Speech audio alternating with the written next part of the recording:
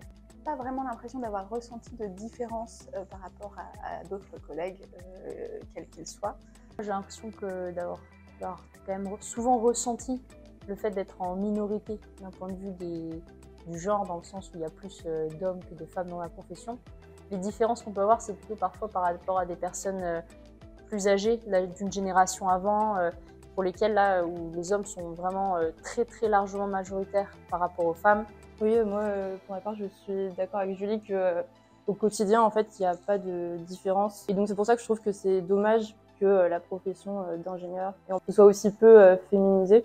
Les difficultés, les barrières sont plutôt à l'accès à ces métiers, en fait, plutôt que dans le métier en lui-même. C'est-à-dire que pour arriver en tant qu'ingénieur, pour faire des classes préparatoires scientifiques, pour entrer dans une école d'ingénieur, je trouve là on a beaucoup plus de biais de société parce qu'on est une femme. Déjà, le fait de se poser la question de s'il peut y avoir une différence, une difficulté d'accès en tant que femme, c'est quelque part déjà problématique de se dire qu'on doit se poser la question.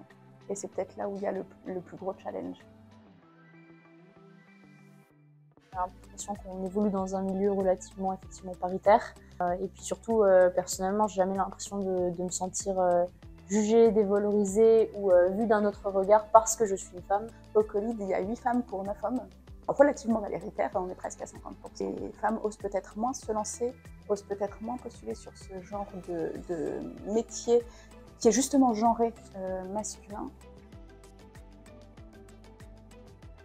Ce serait vraiment d'avoir confiance en soi et confiance en ses capacités et ne pas avoir peur. Je suis tout à fait d'accord avec toi, je pense qu'il ne faut pas se poser de questions et y aller. On a envie de faire les choses bien, on a une passion, on a un intérêt, il ne faut pas se poser de questions. Juste faire ce qu'on a envie de faire, ne pas écouter les autres, se laisser écouter soi-même et après, pas douter, quoi.